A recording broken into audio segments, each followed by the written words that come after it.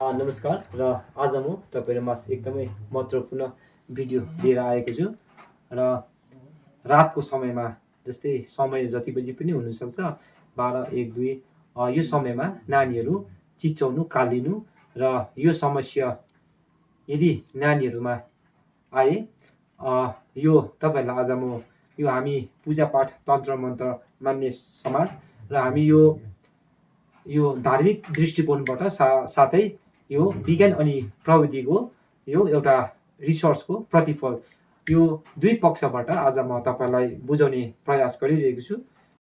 पहिला म तपाईँको धार्मिक दृष्टिकोणबारे कुरा गर्छु। यदि हामी तन्त्र मन्त्र अनि यो पूजापाठ मान्छौँ भन्नेलाई तपाईँले पनि सायद देखाइसक्नु भएको होला। मैले पनि यो थुप्रैजनालाई सोधेर होइन उहाँहरूकोबाट बुझेर यो नानीको पीडित परिवारहरूसँग कस्तो प्रकारले ट्रिटमेन्ट भएको थियो पहिला यो सोधेर म भिडियो बनाइरहेको छु।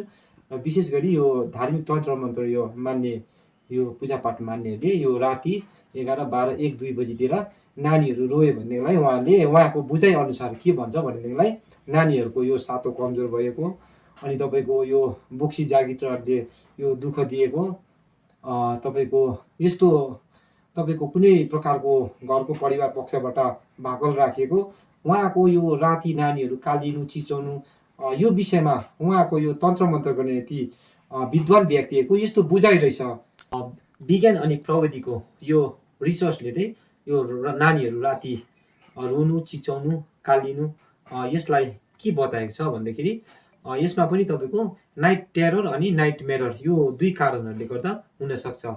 पहिला तपाईँहरूलाई म यो नाइट मेरर यो भनेको के हो यो म बताउने छु। यो नाइट मेरर भनेको चाहिँ तपाईँको नानीहरूले राति एउटा डरलाग्दो सपना देख्नु, जस्तै उदाहरणको रूपमा कुनै पनि जानवरहरूले यो टोकेको जस्तो, एउटा अँध्यारो कोठामा भएको जस्तो, आमा बाबा या कसै पनि साथीभाइहरूले कुटेको जस्तो, अनि तपाईँ कुनै ठाउँबाट लडेको जस्तो यस्तो प्रकारको सपना देख्दो रहेछ र त्यो सपना भोलिपल्ट पनि थाहा हुँदो रहेछ। त्यो सपना चाहिँ भोलिपल्ट पनि थाहा हुँदो रहेछ, तर त्यो सपनाको कारणले गर्दाखेरि नानीहरू अरू समय पनि डराउन सक्दो रहेछ। कतिजना नानीहरू त यो नाइट टेरर हुँदाखेरि यो 15 मिनटसम्म रुँदो रहेछ। तपाईँको 15 मिनट बाद आफ्नै आमा बाबुलाई पनि चिन्दैन रहेछ। जस्तै तपाईँको मैले अस्ति अघि भने यो नाइट मेररमा चाहिँ त्यो सपना देख्दो रहेछ, भोलिपल्ट सपना थाहा हुँदो रहेछ भनेदेखिलाई यो नाइट टेररमा चाहिँ तपाईँको यो बेलुकी भएको घटना चाहिँ बिहान नानीहरूलाई केही थाहा हुँदैन रहेछ। नाइट टेररको चाहिँ यो कारण के बताएको छ भन्दाखेरि पर्याप्त निन्द्रा नपुग्नु, थकान लाग्नु, ज्वरो आउनु या कुनै बिरामी हुनु। 3 वर्षदेखि 7 वर्षसम्मको नानीहरूको चाहिँ विशेष गरी यो निन्द्रा नियन्त्रण प्रणाली परिपक्व भएको हुँदैन। त्यो भएर चाहिँ तपाईँको यो 3 वर्षदेखि 7 वर्षसम्मको नानीहरूलाई यो हुने गर्छ। अन्त तपाईँको यो नाइट टेरर भनेको चाहिँ विशेष तपाईँको यो गहिरो निन्द्राबाट चाहिँ तपाईँको बिम्जिनु हो। यो 3 वर्षदेखिको 7 वर्षसम्मको नानीहरूलाई चाहिँ यो निन्द्रा गहिरो भएको हुनाले गर्दाखेरि चाहिँ यो 3 वर्षदेखिको 7 वर्षसम्मको नानीहरूलाई चाहिँ यो हुने गर्छ। अहिले घरमै यसको गर्नुपर्ने यो उपचारबारे कुरा गर्नुपर्दाखेरि नानीहरूले त हामीले यो नियमित समयमा सुताउनु पर्दो रहेछ। नानीहरूलाई यो निन्द्रा समयमा नै यो सुताउनु पर्दैछ, उहाँको निन्द्रा पुग्नु पर्दो रहेछ। अनि तपाईँको यो नानीहरू सुत्नु अगाडि चाहिँ एउटा शान्त वातावरण बनाउनु पर्दो रहेछ। अनि यो नानीहरू सुतेको समयमा चाहिँ हामीले नानीहरूलाई बिम्जाउने प्रयास गर्नु हुँदैन रहेछ। खासमा भन्नुपर्दाखेरि यो त 3 वर्षदेखि यो नाइट टेरर यो 3 वर्षदेखिको 7 वर्षसम्मको नानीहरूलाई हुँदो रहेछ। र यो विशेष गरी यो एउटा कुनै रोग पनि होइन रहेछ। यो मैले तपाईँहरूलाई यो विज्ञान प्रविधि अनि यो धार्मिक पूजापाठ तन्त्र मन्त्र यो दुईटै ट्र्याकबाट मैले तपाईँलाई बुझाउनु कोसिस गरेँ र यसमा बालरोग विशेषज्ञ देखाउनु पर्छ या पर्दैन, यो कि त हामीले पूजापाठ गर्नुपर्छ, यो दुईटै बारे अब म भन्नेछु। तपाईँले यो पूजापाठ प्रति विश्वास राख्नुहुन्छ भनेदेखिलाई ठिकै छ, एकपल्ट पूजापाठ गर्नुहोस्। यो हामीले पूजाहरू गर्दाखेरि कति यो पोजिटिभ एनर्जी पाउँछ होइन, यो वातावरण राम्रो भएको कारणले गर्दाखेरि कति कुरो राम्रो भएको हामी महसुस पनि गर्छ। एकपल्ट त्यो पनि ट्राई गर्नुहोस्। जस्तै तपाईँको हामीले यो पूजापाठ गर्दाखेरि हामीले यो कोइलामा सिक्पा धूप जलाउने गर्छौँ।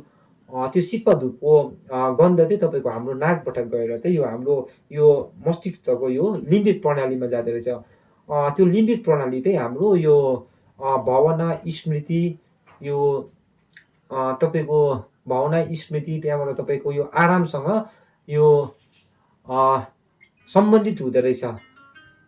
अन्त तपाईँले यो पनि गर्नुहुन्छ भनेदेखिलाई ठिकै छ। तर अब मेरो अनुभव अनुसार मैले यो तपाईँको यो कतिजनालाई सोधेँ। मैले अरूहरूबाट पाएको जानकारी प्लस तपाईँको म पनि यो कुरोमा अलिकति आफ्नै नानीले गर्दा अलिकति म अनुभवी भएँ। अन्त मेरो बुझाइ चाहिँ के छ भन्दाखेरि तपाईँहरूले एकपल्ट त्यो ट्राई गर्नुहोस् होइन। मैले पनि गरेँ र एकपल्ट चाहिँ यो नानीहरू रुएर बेसी डराइरह्यो भनेदेखिलाई चाहिँ हामीले यो बालरोग विशेषज्ञ देखाउनु एकदम आवश्यक रहेछ। यो एउटा रोग नभए तापनि यो नानीहरू त्यस्तो रुने कालिने भएको बेलामा चाहिँ यो डक्टरहरूले चाहिँ तपाईँको यो अलिकति यो अनुसन्धान गरेर यो नाइट टेरर हो कि नाइट मेरर हो, यो दुईवटा छुट्याएर चाहिँ एउटा मेडिसिनहरू दिनुहुँदो रहेछ। त्यसले चाँडैभन्दा चाँडै मलाई चाहिँ यो ठिक भएको जस्तो लाग्यो। र तपाईँहरूले पनि यो के भन्छ पूजापाठ पनि तपाईँहरूले गर्नुहोस् होइन। तर बेसी चाहिँ मिसगाइड नहुनुहोस् तपाईँहरू। मैले थुप्रैजना बिमारीहरू मैले सुनेँ होइन। धेरै मिसगाइड भएको समयमै तपाईँहरूले यो पूजापाठ पनि गरेर छिट्टै डक्टर भएकोमा यो बालरोग विशेषज्ञ विशेष गरी त्यहाँ लैजाउँ भनेदेखिलाई चाहिँ नानी छिट्टो निको हुँदो रहेछ। र यो भिडियो चाहिँ मैले तपाईँको यो जानकारीको लागि बनाएको र म धन्यवाद।